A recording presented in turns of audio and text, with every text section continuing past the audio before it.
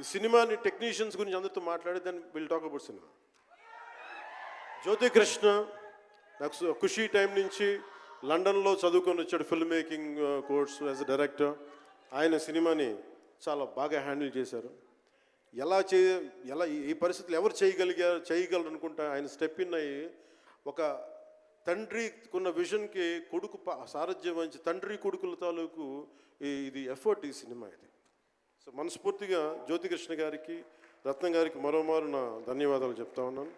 అలాగే ఈ సినిమాని ప్రారంభించినప్పుడు జ్ఞానశేఖర్ గారి కెమెరామెన్, ఆయనకి నా మనస్ఫూర్తిగా కృతజ్ఞతలు. అసలు ఈ సినిమాని ఇంత రికార్డ్ బ్రేకింగ్ స్థాయిలో మీ అందరికీ తెలుసు కదా, మీరు అంతసేపు ఓజీ ఓజీ ఓజీ అంటారు. నా సినిమానే ఓజీ బయట వాళ్ళ సినిమా కాదు కదా, మన సినిమానే కదా. కానీ హరిహర వీరమల్లుకి ప్రాణం పెట్టిన ఇంకొక వ్యక్తి ఉన్నారు, ఆయన మనోజ్ పరమహంస.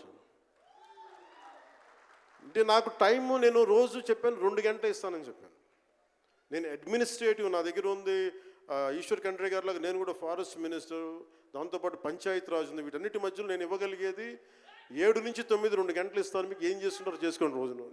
వారానికి 5 రోజులు ఇచ్చాడు.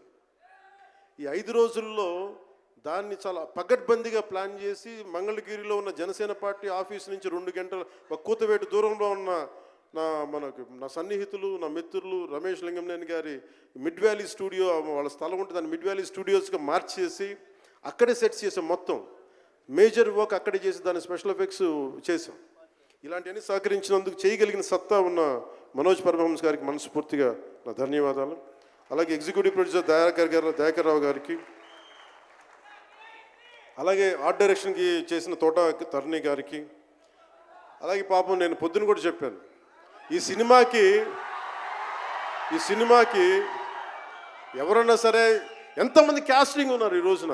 విచిత్రంగా నేను, నిధి అగర్వాల్ తప్ప ఇంకెవరు లేరు. మన భరణి గారు, రఘు గారు, చాలా మేజర్ క్యాస్టింగ్ ఉంటే ఎవరు లేరు.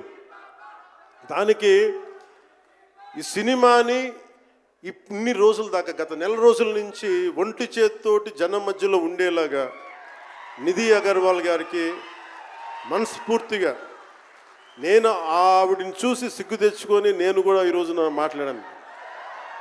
అంటే నువ్వు ఎంత ఉప ముఖ్యమంత్రి అయినా, అంటే ఢిల్లీకి రాజైనా తల్లి కొడుకేలాగా నువ్వు ఎంత ఉప ముఖ్యమంత్రి అయినా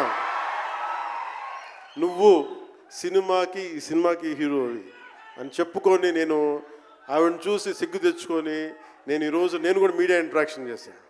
రేపు కూడా చేయబోతున్నా, ఎల్లుండి కూడా చేయబోతున్నా.